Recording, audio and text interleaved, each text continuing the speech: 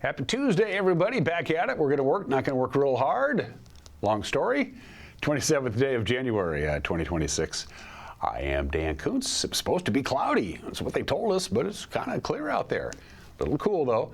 24 degrees. Pretty quiet weather today. Pretty quiet weather most of the day. Wednesday, we start warming up, talking about some moisture, a rain-snow mix overnight Wednesday night into Thursday. Not going to last very long, and then the precipitation will come down in the form of rain. We're going to be very mild, and pretty darn wet once we get to Thursday. It's going to last for a few days. After that, it's a Pineapple Express, not a big dramatic one, but it's warm, moist air coming in from the southwest as the high-pressure ridge off the Pacific coast spins, grabs it, spins clockwise, counterclockwise, grabs it, moves it up. Here we go. Weather forecast is coming up. News, yes. Sports, not much.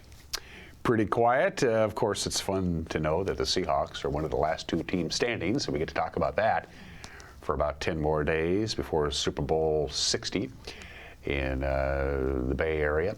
It is Tuesday. Hockey Talk with Austin Draude. They had a rough weekend. You probably know by now. They lost to the Kamloops Blazers at home 7-2 on Friday. Then they lost in overtime to Tri-Cities.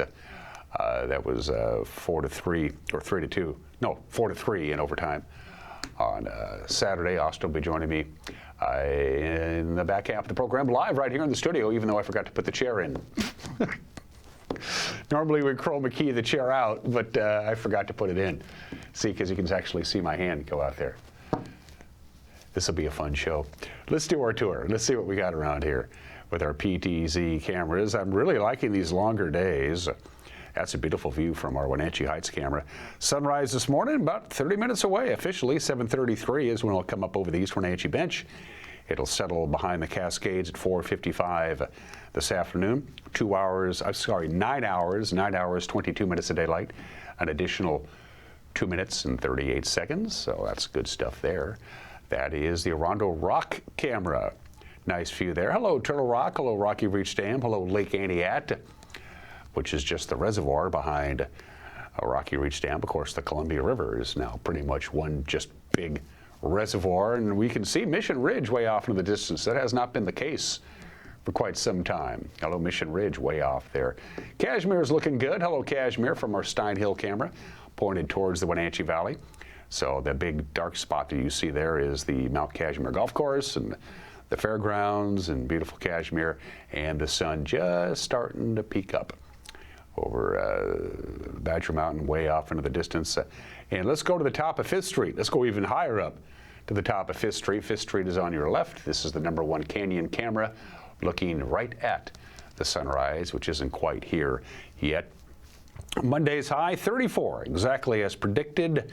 Normal high, 35, so all things considered, it was kind of a normal day temperature-wise yesterday. It's going to be quiet today, but the incoming system will start Wednesday, basically in the afternoon for us. It'll be partly sunny for the most part Wednesday, but could see a rain-snow mix along the far eastern slopes of the Cascades. You folks in Leavenworth and Plain and Lake Wenatchee, you could get a rain-snow mix Wednesday late in the day. Wednesday night, the snow level is going to drop down to about 1,000 feet, so we could see a light rain-snow mix here in the Wenatchee Valley before it's just plain rain and very warm temperatures by the time we get to Thursday. We do this on Tuesdays. We check in with our friends at the Climate Prediction Center. This is Sunday through next Thursday, and as you can see, we have about a 90% chance of seeing above normal temperatures. The East Coast can't seem to catch a break. They're going to have another system roll in this weekend for cold temperatures and lots of snow along the Atlantic seaboard. And sorry, guys. And as far as precipitation is concerned, about average, which means really not much around here. The desert Southwest is going to be hot and dry. Outside of that, warm. That's the big story. So November was warm, December was warm, and wouldn't you know it, January has been pretty warm, all things considered. 34 high today. They say mostly cloudy, although we're seeing quite a bit of sun breaks today. So we're going to get top off about what we did yesterday. 25 for the overnight low tonight. Partly sunny on Wednesday. A little rain snow mix possible late in the day Wednesday into Wednesday night. Wednesday night, we do have a chance of a rain snow mix. Overnight low of about 28. Again, the snow level is going to be down to about 1,000 feet on Wednesday night. That's pretty close to the valley, all things considered. But whatever we get overnight Wednesday night and Thursday is not going to last, because we're going to see some rain, especially in the afternoon on Thursday, and a high of 38. Rain Thursday night, 31 for the overnight low. Rain in the morning on Friday, and a high of 42. Chance of rain goes down to about 30% as we head into the weekend, but more moist and warm air coming through. It's going to be very mild on Friday, Saturday, Sunday, and Monday, especially for late January, which is where we are. All right. Going to take a break and come back, and whatever's making headlines, I will let you know. You're watching a Tuesday edition of Wake Up Wenatchee Valley on the NCW Life channel.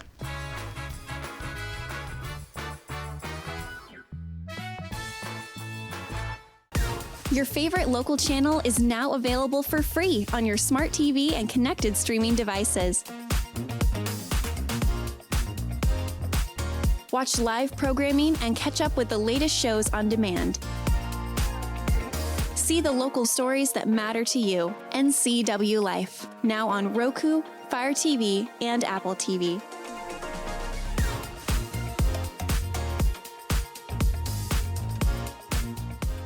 Fibercrete fireproof safety rooms can be the difference between life and death for you and your family.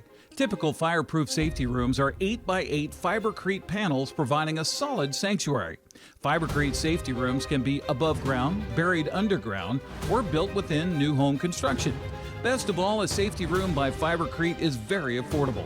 Call 360-770-2088. You owe it to your family to find out more about Fibercrete safety rooms. Are you dealing with a pest or weed issue and you just don't know what to do? We use the best pest control methods approved for areas with kids and pets. Whether it's rats, mice, ants, or spiders, or something else altogether, we provide the coaching and solutions you're looking for. And you can know that your dollars are supporting a local, family-owned and operated business. Allow us to help you get back to living healthy and pest-free. Harvest Valley Pest Control. We've all dreamt of moving somewhere new. But what are home prices like? How are the schools? What are the state income taxes? And how's the weather? For all your questions, the Coldwell Banker Move Meter has answers. It's the only tool that lets you compare cities by cost and quality of living, so you can get a better idea of what your dream looks like and start making it come true. The Move Meter, only from Coldwell Banker. Live well with Coldwell.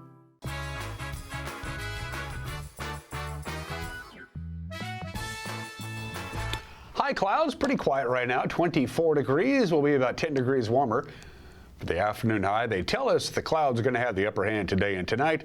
Rain snow mix possible Wednesday night into Thursday, and then we warm up with a pretty good dose of rain, especially on Thursday, and we'll be pushing near 50 for the afternoon highs by the time Sunday and Monday roll around. 8 minutes after the hour, East Wenatchee police say a teenage driver led them on a high-speed pursuit early Saturday morning, endangering bystanders and eventually crashing in the 800 block of Valley Mall Parkway. Chief Rick Johnson said the pursuit started about 2 in the morning on Saturday when a patrol officer tried to stop a Chevy Camaro near Valley Mall Parkway and 3rd Street Northeast. The juvenile driver allegedly sped away at up to 70 miles an hour, heading north on Valley Mall Parkway towards the busy tavern area where patrons were standing on the sidewalks. Police terminated their chase, but then they caught the driver after the Camaro ran into a median and broke its front axle. The 16-year-old accused in the case was booked into the Chelan County Juvenile Center on suspicion of DUI, fleeing police, and reckless endangerment. Nobody was hurt, fortunately enough, in that incident. The Washington State Patrol is warning motorists to follow the official detour route for the Hanson Road Overpass project on I-90 in Moses Lake. It's been receiving reports of drivers making U-turns in emergency vehicle turnouts. The city of Moses Lake said the bridge over I-90 was closed on January 17th after a scheduled inspection determined that the structure has significant deterioration. A detour route is in place, and the State Patrol said the emergency vehicle turnouts are clearly marked with no U-turn signs. They are specifically designed for use by emergency vehicles and other authorized vehicles. Under state law, motorists using an emergency turnout or other sections of the median on a divided highway can be fined $437. The city said it will hear an update on the proposed work and timeline for repairing that overpass. They're going to hear from the DOT sometime today, but they don't currently know how long the detour will remain in place. Governor Bob Ferguson and Attorney General Nick Brown condemned ICE activity in Minnesota. They did this yesterday, said they are prepared to fight the Trump administration should immigration enforcement escalate in our state. Yesterday morning's press conference followed the death of 37-year-old Alex Preddy, an ICU nurse shot and killed by ICE in Minneapolis on Saturday. ICE is, to be blunt, completely and totally out of control. To say that I'm angry is not the right word. I don't have the right word for how I feel about it, or I'm sure how Attorney General Brown feels about it, or how people all across our country feel about it. It's outrageous in the extreme, and it has to stop. As angry as we both are, we are focused on preparing to the fullest extent possible for a similar escalation by ICE against our will here in Washington State. Before I outline our preparations, I want to make two important points directly to the people of Washington State. First, Attorney General Brown and I cannot stop ICE from being in our state. We don't have that power. No governor has that power, and no Attorney General has that power. On the other hand, we are not passive bystanders to what is happening, and we are prepared to use every tool at our disposal to mitigate against the harms inflicted by ICE. Ferguson outlined a 5-step plan, which included a letter to Homeland Security Kristi Noem, the presence of a state immigration chief at cabinet meetings, and a meeting with the National Guard Major General Kent Welsh. Additionally, Ferguson is planning on meeting with mayors and law enforcement and said he is working on legislation to prohibit individuals who are not law enforcement from making, providing, or possessing law enforcement insignias. The severe weather from the winter storm in the east may not have reached our area, but it has had a major effect on passenger trains through the region. The snow and the severe cold disrupted travel in the north and east and has caused severe power outages in the south. And Amtrak's Empire Builder, that's the train that travels daily between Chicago and Seattle with stops including here in Wenatchee, was canceled from last Wednesday through Saturday thanks to concerns over cold weather stress on the tracks and the equipment in the upper Midwest. Those cancellations extended into yesterday. As of this morning, the Empire Builder is set to get back on schedule.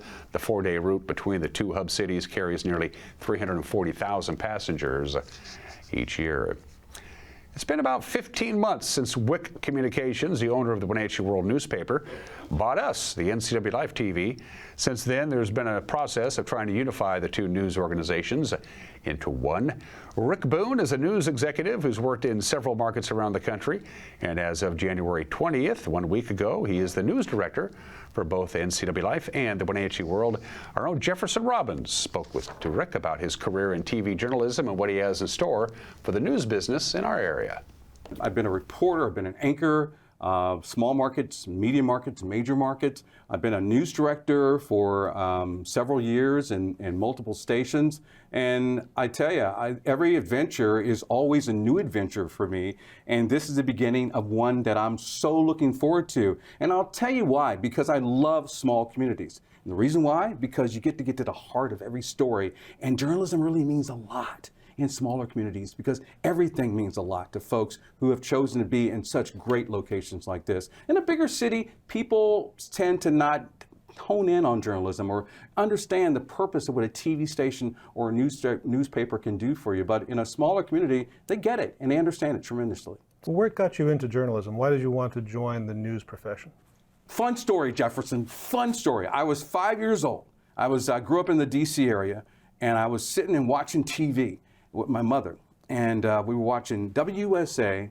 Well, actually, it was WDVM, Channel 9 at that time in Washington, D.C., and it was Maureen Bunyan and Gordon Peterson. They were anchoring the news, and I said to her, I want to do that. She says, what do you want to fix TVs? What? I'm like, no, I want to, whatever they're doing, I don't know what they're doing. I'm 5. I want to do that. And she says, okay. And it was like, from that point on, I have no idea how it jumped in my brain. I have no idea how I got the thought, but it hit me and I stuck with it and I never diverted. Well, you've joined us as news director for these two fairly different news organizations. We delivered news. We both are in the information business. Yeah. We deliver it by a different media. When you came onto this role, how's the job described to you? What's your task here? Well, the task is fun and challenging.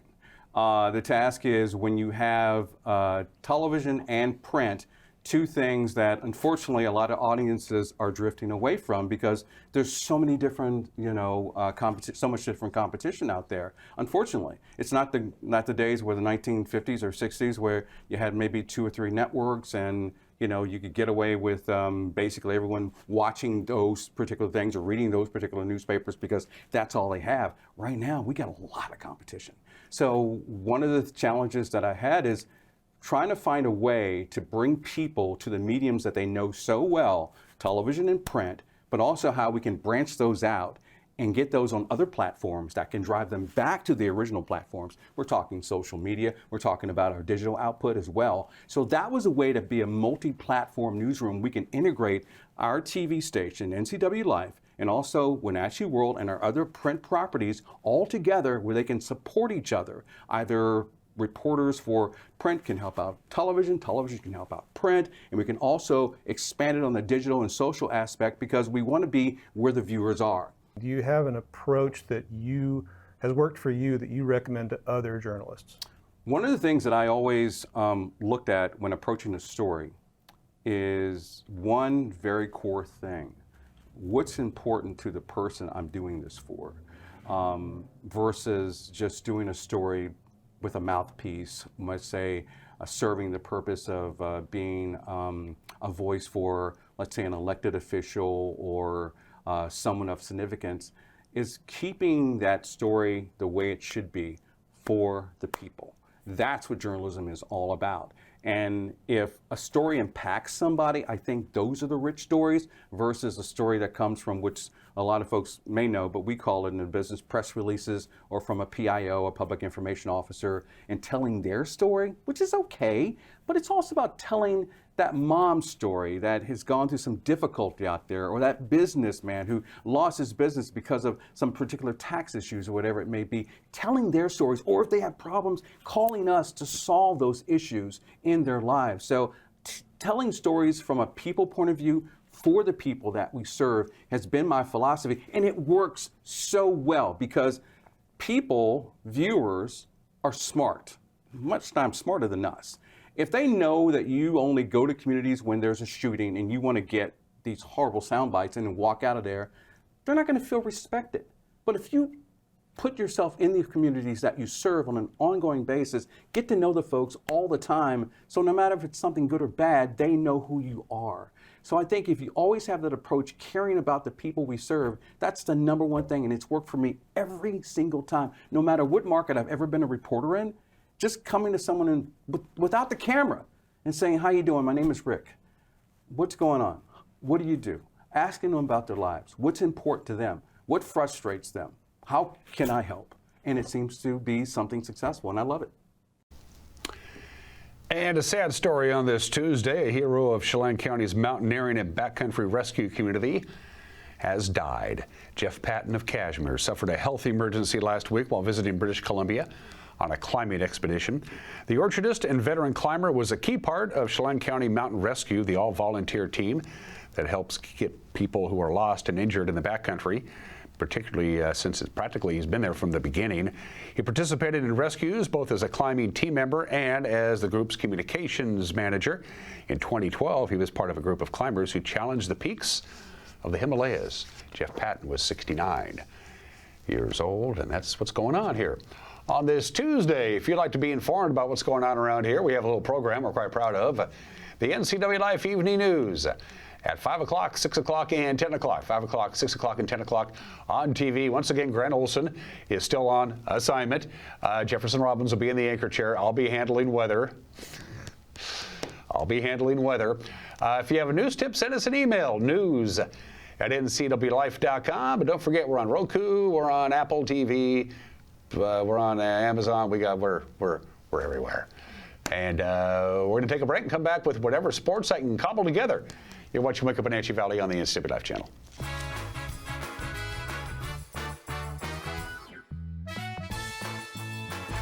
The winter prep sports season is here, and NCW Life Channel has you covered. Follow the Eastmont Wildcats and Wenatchee Panthers right here. Coverage brought to you in part by our Platinum supporter, Alpine Air Heating and Cooling. Also by Apple Valley Honda, Biosports Physical Therapy, Coldwell Banker Cascade Real Estate, Global Car Care, Highlander Golf Course and Grill, Dick's Heating and Air Conditioning, Sangster Motors, Save Mart, and Valley Tractor. Follow the action all winter long on your local TV station, the NCW Life Channel. Hi, I'm Amanda Walden with A. Walden Insurance Group. Medicare can be overwhelming, but you don't have to figure it out alone. I've been helping people understand their Medicare options for over a decade. Medicare isn't a one-size-fits-all. I'll help you understand your coverage options so you can feel confident in your decisions. Let's find the right Medicare plan for you.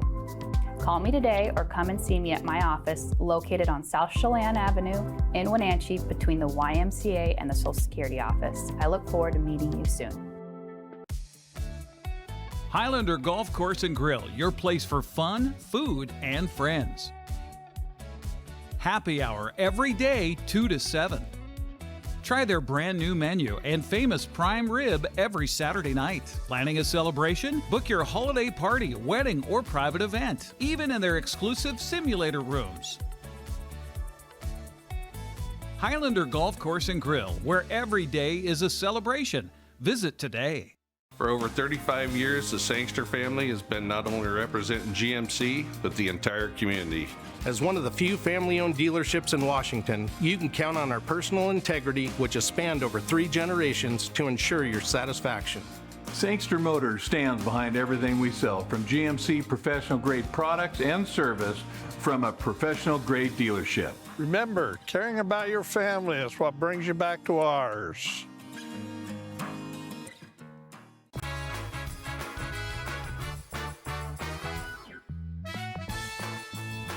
That's a cool looking sunrise. Let's do a little sports. Seattle Kraken host the Washington Capitals tonight as their homestand continues. Climate Pledge Arena will be the location. Seattle is 23-19-9 overall. They are 12-9-5 in home games, and the Kraken are 22-6-3 when they score 3 or more goals. Washington 25-21-7 overall. They are 11-11-4 on the road. The Capitals have gone 10-13-6 when they commit more penalties than their opponent. The matchup tonight, second time these two teams square off this season. A couple of weeks ago, the Capitals won 4-1 in our nation's capital. The puck drops at 7 on Kong TV. Huskies were supposed to play the Scarlet Knights in women's basketball on Sunday. Because of the inclement weather in the East Coast, they had to postpone it till yesterday. So the Husky women got to spend 24 more hours in New Jersey. Lucky them. And they went out and beat Rutgers. That's 4 in a row now for the Lady Huskies. The final was 76-48. Prep girls basketball, it's a full slate. Take a look at the games at your area gymnasiums. Ellensburg will be at Quincy. Othello takes on Ephrata. That's at 5:30. Thorpe and Soap Lake will do battle in Thorpe. Also at 5:30, 5:45 tip-off times. Natchez Valley hosting Kashmir, Okanagan at Chelan, Bridgeport at Cascade, and Lake Roosevelt at Omak. And then at 6 o'clock, Tenaska will tip off at Brewster, Manson at Liberty Bell, and Moses Lake Christian at Antioch. And the boys' schedule, pretty much like the girls' schedule, just add another 90 minutes onto the tip-off time. So double headers across the board. It's a smart move. They can save, you know, they all get to ride the same bus, and it's just the way to go. So there you go. Lots of boys basketball today and girls basketball. And we got wrestling and basketball this week. First of all, Thursday, our cameras will be at the Wenatchee High School Gymnasium as the Wildcats and the Panthers do battle on the mats. The girls at 6 o'clock, the boys at 7 o'clock. We'll be streaming it on our Facebook page, Eastmont and Wenatchee Wrestling from Wenatchee High School with Eric Granstrom on the call. That'll be on Thursday. Then Friday, we'll be at the Eastmont Gymnasium for basketball. The Davis Pirates and the Eastmont Wildcats will get going at 6 o'clock with the girls, and the boys at 7 o'clock. We'll be streaming both of those and then televising them too, because we're in the television business. And those are just some of the games that people are playing. Happy Community Managers Appreciation Day. I don't know what that is. It's National Geographic Day. The National Geographic Society celebrates its birthday today. Its birthday is in January, but they didn't put out the first issue of National Geographic magazine until like September of that year. National Chocolate Cake Day. Now I'm changing my mind. Maybe I should have done that one. But today is National Bubble Wrap Day. It was an invention that didn't work until it worked. National Bubble Wrap Day. It was Alfred Fielding and Mark Chevadus who came up with bubble wrap in 1957. They were trying to create 3D plastic wallpaper. It was a disaster. So they said, wait a minute, we can use this as for greenhouses, to insulate greenhouses. That didn't work. And then they figured out maybe we can use it as packing material. So that's why they created the Sealed Air Company in 1960, and nobody bought it. And then IBM came out with their first big computer, the IBM 1401, the Model T of computers, in the early 1960s, and they needed this extremely large, heavy, and expensive piece of equipment to be shipped to their clients without the darn thing breaking. And they got a hold of the Sealed Air Company and said, this bubble wrap might work. It worked. It saved the Sealed Air Company from turning a disaster. And then in 1971, they hired a new CEO. The sales in 1971 for the Sealed Air Company, annual sales was $5 million. When he left the firm in the year 2000, they were $3 billion in annual sales. And now it's a ginormous country. They have 15,000 employees, sales of $5 billion a year. They have, of course, changed bubble wrap. You really don't see it much anymore. If you buy a package that's shipped to you, they have that new kind of fangled sealant device that takes up all the extra room in the box, so you don't really have bubble wrap. It's a Fortune 500 company, all because a couple of guys back in the 50s were trying to make wallpaper. But I do miss that little release of endorphins when you pop the bubble wrap. We'll always have that. It is today in history. This is the logo for the University of Georgia.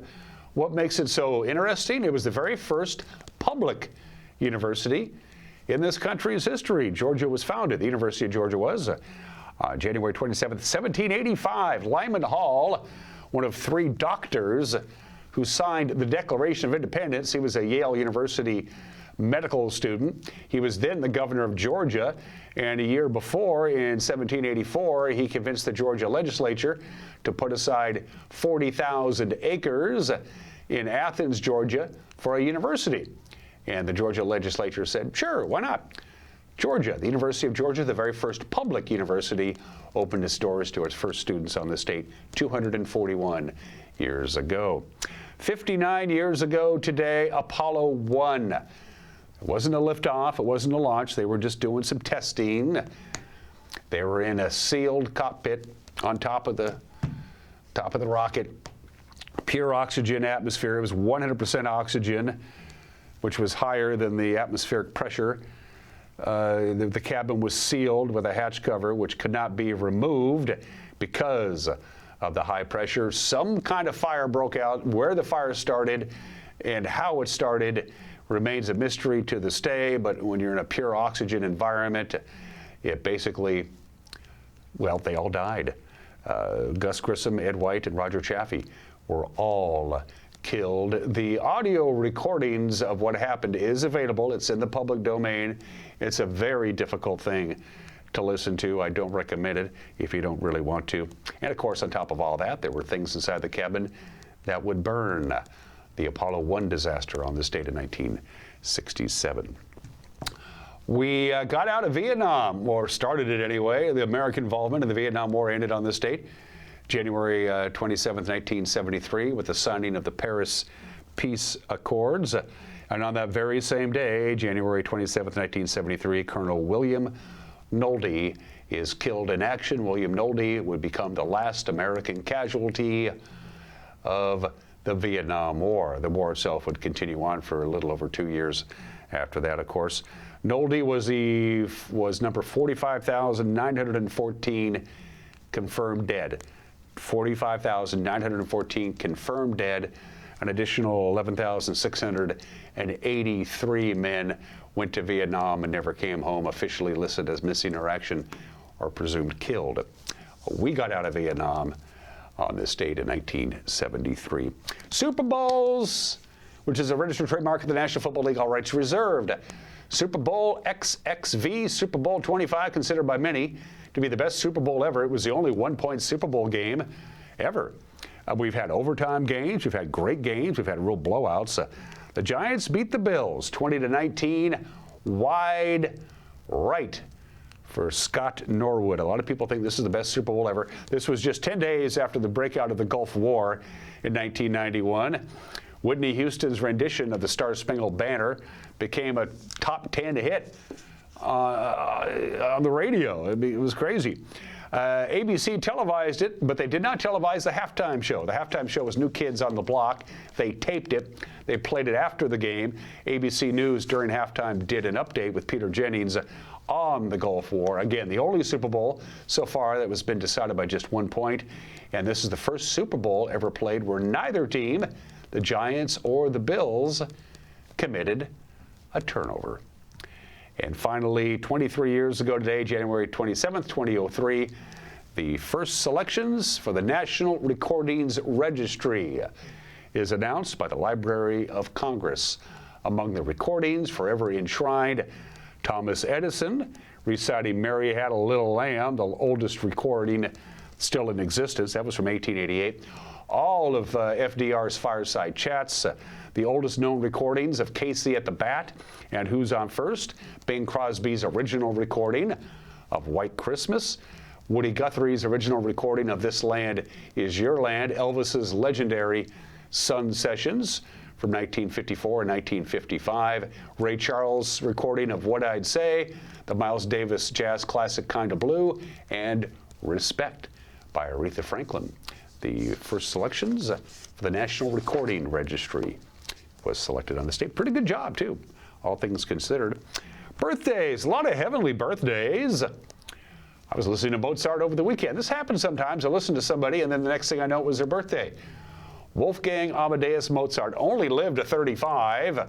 Man, did he cram a lot into his 35 years. Of course, he was also a pretty good pianist. We don't have any recordings because he died in 1791. But Wolfgang Amadeus Mozart, the great, one of the half dozen giants of all time in classical music, born in the state in 1756. Lewis Carroll, who wrote Alice's Adventures in Wonderland and a number of subsequent books after that. Lewis Carroll, he was also a mathematician. He was actually a mathematician by profession. He just happened to write poetry on the side. He was born in the state in 1832.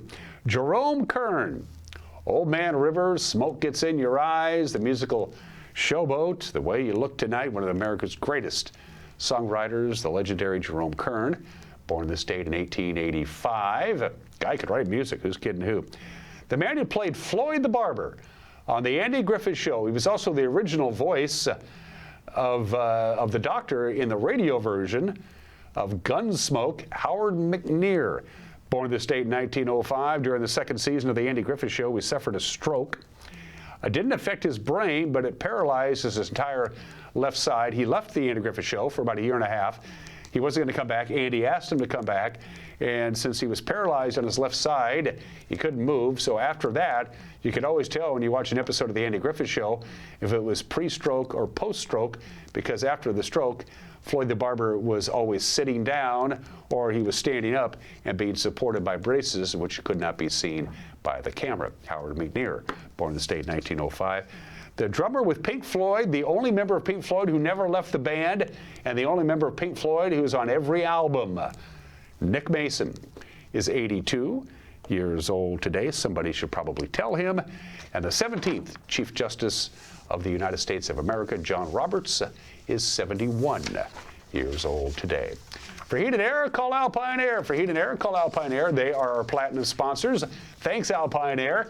I think I know why they're still a platinum sponsor. I don't think they watch the show. Mike Benatti's got an opinion coming up, and then it's Hockey Talk with Austin Draude.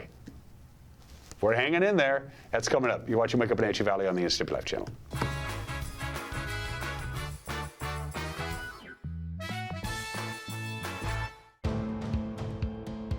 NCW Life Channel is your local TV station.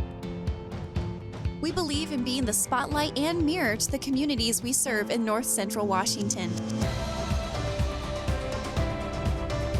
Programming on NCW Life would not be possible without our sponsors.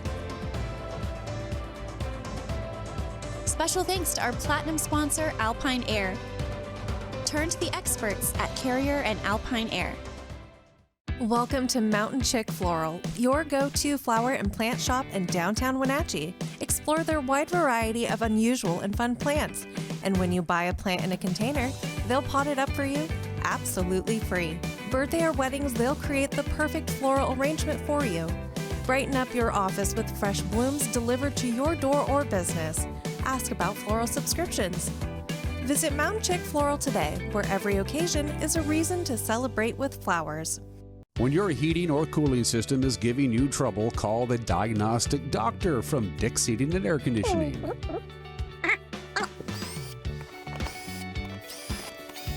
Here's the culprit right here. All joking aside, when you call Dick's, you're calling 35 years of experience at customer service right here in the Wenatchee Valley. Dick's strongly believes in repairing before replacing, and they service all major brands of HVAC units. Your piece of land demands the very best equipment. Kubota equipment. The #1 selling compact tractor in the U.S. with professional grade mowers, versatile sidekick utility vehicles, and compact tractors that get it done right. All backed by unmatched dealer support. Talk to your dealer today to schedule a demo.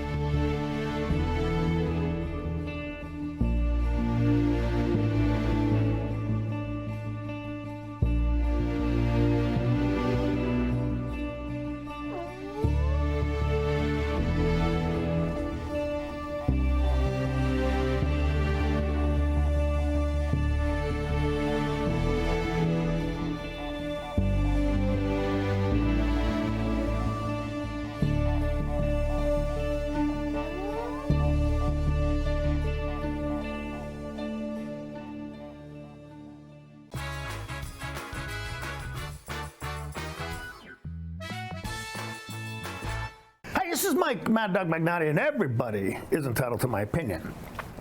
While fascism can be difficult to define precisely, scholars generally agree that there are 5 core principles that characterize fascist movements. These exclude extreme nationalism, which is prioritizing the nation above all else, and creating a scapegoat enemy, such as immigrants. Second, authoritarianism, an autocratic government led by a dictatorial leader. Third, then there's militarism, using the military to intimidate and suppress political opponents. Fourth, totalitarianism, seeking total control over all aspects of society, not just politics, as expressed in the heretical doctrine of the Christian nationalist movements of the Seven Mountains Mandate. And lastly, subordination of individual interests to the state by rejection of individual rights such as free speech. Does any of this sound familiar? This is Mike Mad Dog Magnati, and that's my opinion.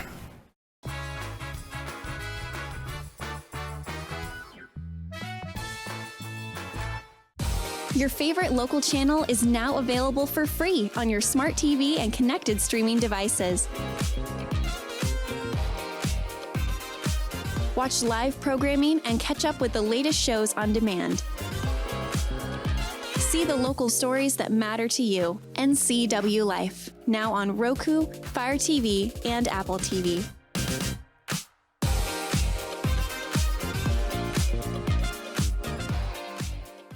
Between juggling groceries, preparing meals, and lending a helping hand, you're a hero without a cape. But who's there to support you? Aging and Adult Care honors caregivers like you, the relatives, friends, and neighbors, helping loved ones remain safely at home. Aging and Adult Care offers chore services, respite, personal care, and more. Serving Chelan, Douglas, Grant, Lincoln, Adams, and Okanagan counties, call Aging and Adult Care at 1-800-572-4459 for caregiver support.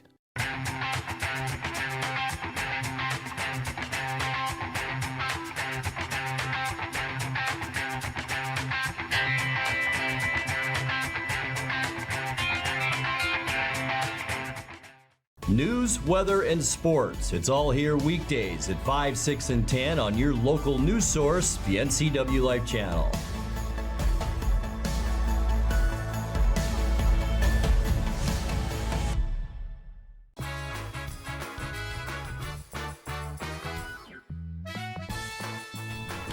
You don't get those kind of sunrises that you see behind you there, Austin, in your home state of Iowa, do you?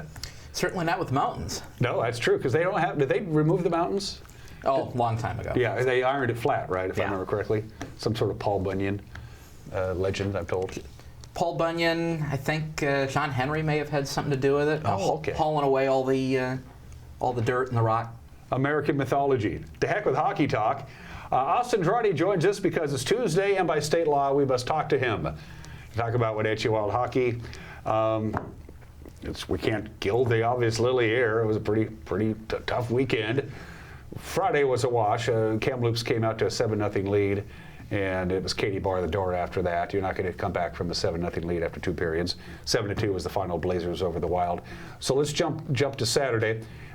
First of all, Guns N' Hoses night. That was awesome. That was. Yeah. We had a great crowd for the Guns N' Hoses game, as I kind of knew we would. We had a line going all the way out to the front of the Weinstein rink before the doors opened for last year's Guns N' Hoses game. So kind of knew this year's crowd was going to be good, and it was a really good crowd for the Guns N' Hoses game. I bet we had probably over 1,000 in the bowl by the time that game ended, which was more than an hour before our game got started. And a lot of people, of course, just stayed. That's a big time commitment, because Guns N' Hoses started at 4, right? Yep. And then followed by the Wenatchee Wild game at 6. So people, that's a long time to stay in the rink. So I'm sure concessions had a pretty good day.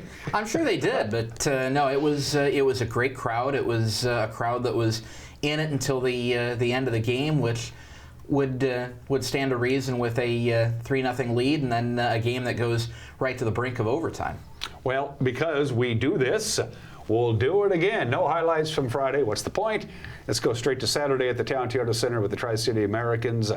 Austin, it's all yours, baby. Let's roll with it. Starting off with color guard. Wenatchee wearing the colors on Saturday night, wearing the red, white, and blue in honor of Guns N' Hoses. We start in the first period, and we start early with a shot from the right point. Daniel Viant, no. Grady Wedman, yes. Second chance. First goal, 1-0. Wenatchee with the lead. Check this out from up top. Ryan Grout able to push that one to the side, but Grady Wedman is waiting right there. Speaking of waiting, how about waiting out the defender and sliding that one across for Zane Torrey. Nolan Caffey with the assist. Grout not able to get over in time, and it's 2-0 going to the second period. Wenatchee on the power play, they wouldn't be there long. Perfectly patient passing. 1, 2. Everybody gets a piece, but Kalen Jodry gets the finish. Right out front, rattles it home off the roof, and halfway through this one, the Wild lead this 3-0.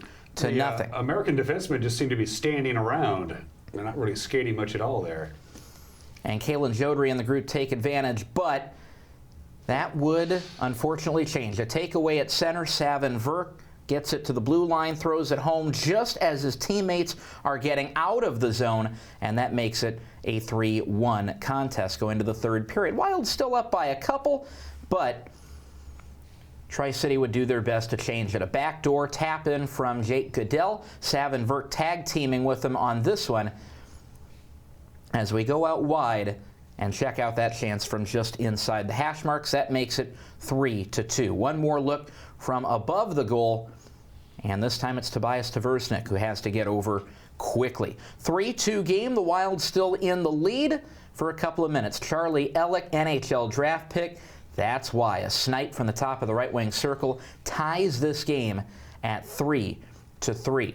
Let's go to overtime. Each team would get at least one opportunity. Tri-City would get a couple just on this rush. Drive to the front of the net, bounced off the netminder. It's caught underneath. We think, we don't know. What do you mean it's in the net? 5.6 seconds to play in overtime. This one caught underneath Tobias Tversnick somewhere, but it keeps on wandering. And Mark Pierce finds it in the back of the net and gives a point to it to tell us Tri-City has won this game 4-3. That was a strange closing goal. I refresh my memory. In hockey, does the entire puck have to cross the entire goal line? It does have to cross the entire goal line, and it's settled in the back side of that net. You could just see a little bit of a ripple or a little bit of a bump there with a few seconds left, and that was the puck hitting the back of the net. Somewhere it got caught underneath. Tobias kept going. I think when Grosskloss got in behind him, the referee could see it, but you can't see it from up top. That puck was still wandering, and it just slipped through both of them.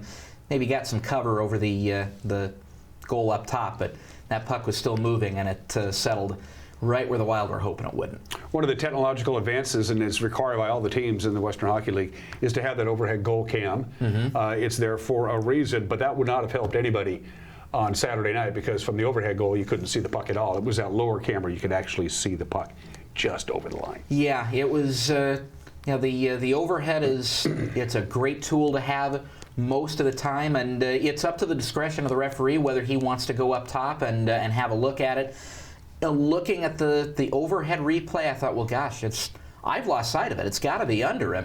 But I think I was trying to find, okay, where would be a path for this puck to keep going, and the more you look at it, the more I think you find it. The referee, Mark Pierce, has done a lot of big tournaments over the last few years, had a great look at it from the other side of the net, right in front of where that extra camera was. So he got a good look at it, didn't feel like he needed to go upstairs with it, and I think he got it right. Yeah, he did. I mean, again, the angle that you saw there, it doesn't, you can actually, from the other angles, you can see the puck. So, and he was pretty emphatic that it was a goal. He was following it the whole way. Yeah, he was indeed. So tough weekend for the boy. How they doing? I mean, how's morale after a tough week? I think the guys will be ready to get back at it again. They got 3 opportunities to pick up a win this week, but certainly it's a testament to how important it is to keep closing a game out. You're up 3-0. You don't let up. You keep pushing for that 4th goal, and these guys certainly did that. But there's no lead safe in the Western Hockey League, especially against a team like Tri-City that's done pretty well here of late, and they've got some solid scorers on that team, and they just keep coming at you like you saw on Saturday night. And we're still struggling putting the puck past the goal line. I think we're 3rd to last in the league for goals scored, so that's still an issue. Yeah, the 3 goals is kind of that tipping point for us. If we can get past that 3rd goal, if we could have gotten that 4th goal on Saturday night, obviously it would have been the winner for us. But if we can get that 3rd goal, it gives us a chance. If we can get that 4th goal, it usually puts us over the top. We needed that 4th goal on Saturday night. Friday night, I don't think it would have helped us. Kamloops, they've got some really high-end talent on that team, certainly at the top end of their lineup, and they brought it out for us on Friday night. Before we preview the weekend, or the week actually, because we got a game tomorrow night, Wednesday night with the Brandon Wheat Kings in town, and then at Portland over the weekend. For those of you who don't remember, we'll refresh you real quick. Right now, as of November of 2024, you can play hockey in the Western Hockey League and not lose your collegiate eligibility. That was a significant change in the rules, and our top flight goalkeeper is taking full advantage of that. This is some good news for a guy we've been spotlighting all year long. Yeah, Tobias Tversnik announcing at the tail end of the weekend. We got the announcement out today that he'll be heading to Ohio State University coming up in the 27 and 28 season. Sounds like is when his commitment will take effect. So we anticipate having him back for next year. But he's a great kid. He's done an awesome job for us all season, and he's going to a program that's one of the top flight programs, I think, in all the college hockey ranks. Program that's been around for 60 years. They've sent 36 guys onto the NHL, playing some of the biggest crowds in the nation, one of the biggest arenas in the nation. Olympians have come out of there. They've sent NHLers out of Ohio State. So he's going to go to an outstanding program. He's going to be well coached and well taken care of, and I think he'll do some pretty good taking care of them too. With the rule change announced in November of 2024, you came on this show and I talked to a number of people, so we really don't know the implications of this new rule allowing hockey players to play in the Western Hockey League and still go to college. It's been a full hockey season now. Is it still kind of up in the air on how this is going to affect the Western Hockey League? Yeah, there are still some things that are shaking themselves out, and some things that I think are already moving forward that haven't quite gotten to their end point yet. I think the league is certainly going to become younger. You're going to see some of those 20-year-olds who normally would stay with their teams go to the college ranks, and now you're seeing some of your top-end 20-year-olds and even a top-end 19-year-old potentially going to the American Hockey League with the new change in the NHL collective bargaining agreement. So I think the league is going to get younger over the coming years. I think we're starting to see that shift.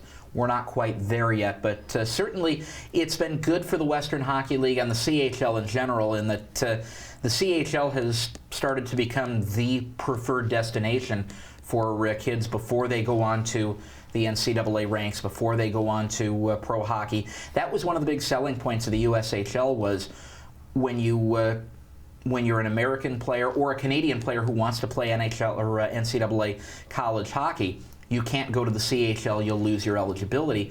That was the big selling point for the USHL. That has changed to now where it's wide open between all four leagues. So I think you're seeing the CHL become that preferred destination, but I think you're seeing those players starting to get a little bit younger in that there's a new destination for those 20-year-olds to step foot in. And there's going to be a number of hockey players who will come to the rather uncomfortable realization that I'm probably not going to make it all the way to the NHL, but I can go to a school like Ohio State, like Michigan, like Notre Dame, and get a college education to prepare myself for the future, knowing I'm probably not going to, I don't have the skills to make it all the way to the big leagues. And you can still play some really good hockey when you get there too. And not only that, but you'll get a second look from NHL scouts, from pro scouts when you go to that league. There are a lot of guys playing in that league who are 23, 24 years old, came out as freshmen when they're 19, 20 years old, and they're getting another look from NHL and pro scouts. So it's a good opportunity even for guys that are late bloomers and don't seem to have that future in front of them right away, but certainly can prove themselves a little later by playing well at the NCAA ranks and playing against guys who continue to be closer to their age. Congratulations to Tobias, and well-deserved for that young gentleman. In the immediate future, let's talk Wednesday. The Brandon Wheat Kings. Is it the Wheat Kings? It is the Wheat Kings. Hey, I just kind of remembered that. Brandon's in town on Wednesday at 6 o'clock. They are currently 5th in the Eastern Conference, which is not quite like the Western Conference. We'll get to the difference between the two conferences in just a little bit as far as what's going on with the standings. But talk about Brandon. Yeah, it's a team we don't normally get a chance to see. We'll see them once every other year, but a team that usually has some pretty high-end talent, some good goaltending. So it's a team that we haven't done a lot of intel work on yet, but a team that we're looking forward to seeing tomorrow night and pick up a win against an Eastern Conference that this group has done fairly well with here over the last few games that they played. I've asked you this before, and I know it's a tough one, but which conference is overall better right now at this point? I mean, we're a little past 2/3 of the way of the regular season. Who would you say overall, top to bottom, is stronger, the East or the West? I'd think deep. depth is probably better in the West right now. You look at where we would be in the Eastern Conference. We would have a playoff spot right now in the Eastern Conference, but you also have to understand there are more teams in the Western Conference. So the depth is a little bit better there, but the pool is a little bit bigger as well. But no, there's a lot of talent in both conferences right now, and I'd say, as usual, the top end of the talent is probably pretty even between the two. But I think the depth overall might be a little bit better in the West right now. Is the Chilliwack coming to the Western Hockey League? Is that still on schedule? That is on schedule for not next season, but the following. And then what conference will they join, since we'd have an imbalance? I would imagine that would be the West, but there's a lot to be worked out there. Yeah. The league went with 12-10 for a while. Yeah. There's nothing to say they wouldn't go with 13-11. That's true. On the road, we're at Portland on Friday, one of my favorite arenas, and at Tri-City on Saturday. Portland is currently 7th in the West. Tri-City is 4th in the West. We're familiar with these two teams, but for those of you who forgot, with a quick rundown of Portland and Tri-City on the road Friday and Saturday. Austin, what do you have for us? Yeah, Portland's been somehow a good matchup for us, but they always have a lot of top-end talent, good Czech goaltender and Andrei Stebatek, and a group that can really score the puck. And we go down to Tri-City on Saturday night, take on the Americans, a team that we just saw, but we did not see their top goaltender. Xavier Wendt had the night off. I would imagine we'll probably see him again for that game on Saturday night back home, and certainly a talent for a Rookie of the Year spot here in the Western Hockey League this year. So it's two tough games, two winnable games, if this group can put it together for all 60 minutes and go on the road and get something done here. By the way, the Brandon game tomorrow night, 6 o'clock early start, because it's a weekday, so that you can take the kids and get them off to bed on a school night, and then you can listen to Austin call the game or watch him on WHL's website on Friday and Saturday. Do we play on Sunday, the 8th of February? Do we have a game? We do not. Oh. You're probably pretty pumped about that. I wouldn't mind that. Yeah, there's some sort of a significant football game being played in the Bay Area on Sunday. I hear there are a lot of Washingtonians who are going to be following that game. Way to go! See, you're morphing from that the Hawkeye thing over to the Evergreen State. I'm liking this. You may work out. I know my surroundings. I don't. Austin Draude, everybody, give him a big hand. We're going to take a break and do the weather forecast coming up. You're watching Wake Up in Wenatchee Valley on the NCW Life Channel.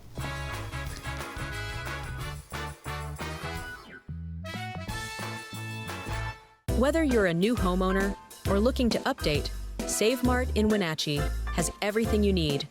From top-of-the-line appliances to comfy mattresses and stunning furniture that fits your style, they have it all under one roof.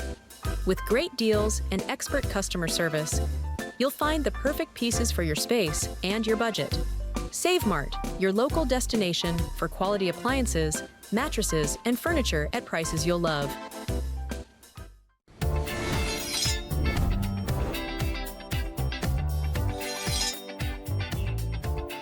I'm Jen Mueller. Watch for my show, I Cook, You Measure on NCW Life. It's part cooking instruction, part entertainment, and all about connecting over food and wine with your favorite Northwest athletes. Watch I Cook, You Measure with Jen Mueller Mondays at 1, Wednesdays at 2, Fridays at 11 a.m., and Saturday and Sundays at 10:30 p.m. right here on the NCW Life channel.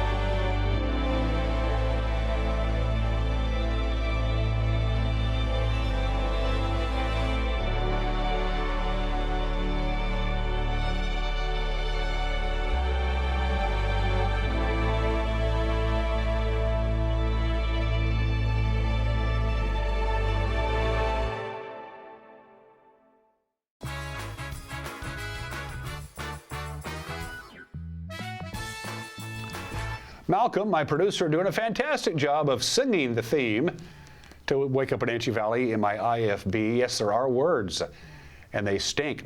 The forecast from Colonial Vista, our friends at Colonial Vista, where comfort, care, and community come together. Cloudy today, they tell us, although it's a beautiful morning, but we've still got a long way to go. We'll get up to about 34, 25 for the overnight low tonight, still clouds. Partly sunny Wednesday. Things start changing late in the afternoon Wednesday into Wednesday night. We have a rain-snow mix for the Wenatchee Valley, overnight low of about 28. Little or no snow accumulation really expected on Wednesday night. You can wake up early Thursday to a little bit of light snow. It'll be gone Johnson by the middle of the day because it's going to rain on Thursday morning and a high of 38, and it's going to rain on Friday too. That's it for us. Have a good and safe Tuesday. We'll see you tomorrow. Until then, bye-bye.